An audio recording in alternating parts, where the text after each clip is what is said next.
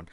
And finally, you have manage digital signatures, which we also can access up here somehow.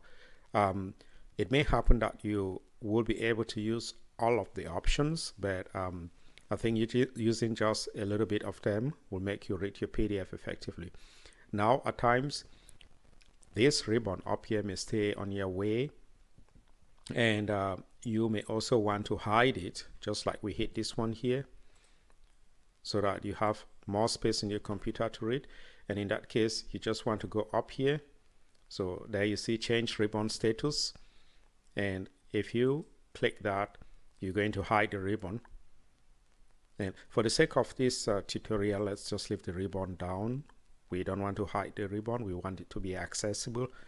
And now we see that when we hover on top of the paper, we have a hand sign showing, and if we scroll on the mouse button, we could move from one page to the other. And so using this PDF, we're going to do lots of things to see how we can read effectively. Now you see the hand tool is selected, so that is why if you come here and scroll down, you're going to see that moving up and down. And supposing we took this PDF and we wanted to read, let's begin to look at what we have up there. We have next the selection tool, and this is this one here. We could use it to select. And if we select and say we right click, then we see other sorts of options coming.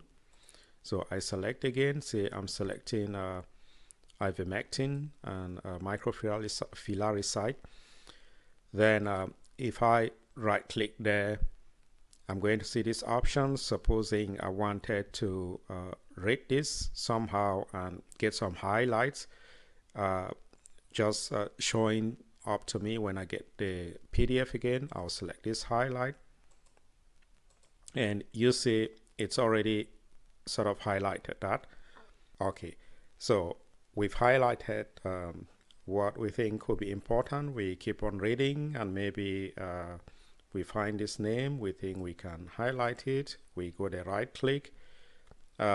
We can either highlight, or we are striking out or underlining. We could underline, and it's giving us access to some other information, or highlighting some other information to us by underlining. Now we go to the next. You also will be able to do a snapshot, and in that case, let's say there's a figure in here, a table or a figure, this one, which you want to use for a PowerPoint presentation. You could just go there and grab it by snapshot. So we did another method by using green shot, which is another possibility, but here in Foxit Reader, you're also able to grab a snapshot. And if you highlight and grab this way, it tells you the selected area has been copied to clipboard. So clipboard is like the storage room, the temporary storage room for things that are copied to be transferred from one program to the other in this case. And we may want to click OK, and we'll be transferring this maybe to PowerPoint if we want to do a presentation or so. And you have options on the size going up, and you may also want to rotate the page. This may be useful in certain cases if you have a long table that comes and it is in such a way that you want to rotate it to allow reading. You have typewriter, so scroll down a little bit to where we have text. You have typewriter, which can allow you to add a line of text on the PDF, but we don't want to do that right now. You have highlight, which basically can allow you to highlight. So we saw the selection tool before. So highlight allows you to highlight directly.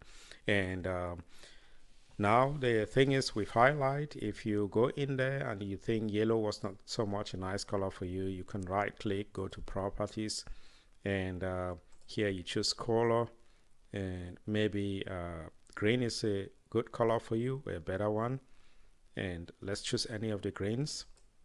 So we choose that one, And if we choose it, and so I don't know why this is showing like this, but you can reduce the opacity of the color, so meaning it shouldn't be shouting at you in any case. And after doing that, right, you get the color of your choice, and you always can change this if you want to. Maybe this time around you prefer having sky blue, and you prefer having more opacity. You just go there, choose, and close it, and you're going to have that. So that will ease reading and may not be so stressful to some people's eyes. Now, the next nice thing about the Foxit reader is that you can also use it for scanning documents. So if you're connected to a scanner, you can scan directly from there, and or you could add things from a file. You could use it for signing a PDF document, as well as you can attach some other files or annotate images and add audios and videos. Now, if we leave home and we go to comment, the next nice important thing that comes up is that we have the possibility to add notes. So let's say we click on this note and we go in there. We now have this popping up, and we can add a note like saying this is the buffer we'll use, or this is the buffer to use. For instance, we have it in there, and you know, it's like showing here. You can close it if you wish to, so that it doesn't stand on your way on the page, and you can open it each time you want. So just clicking on it, double will open it. You close it. Clicking on it one time will show you what is in there. And now the thing is, you can move this note if it is standing on the way of a text. And we'll see come later to see how we can make these comments disappear while they stay in the background as we continue reading. So we could so for file, we can attach a file to a specific location on the document, maybe a file to explain something. I haven't used that before, but it's something some people definitely may want to use someday. Typewriter, you can add a line of text. We already have that before. And you can have a text box or a call out text being put in there, just like you can draw freely, maybe arrows or cycles, polygons, rectangles, triangles. And you have a pencil and eraser function, which you can use for the drawings, and you can highlight areas.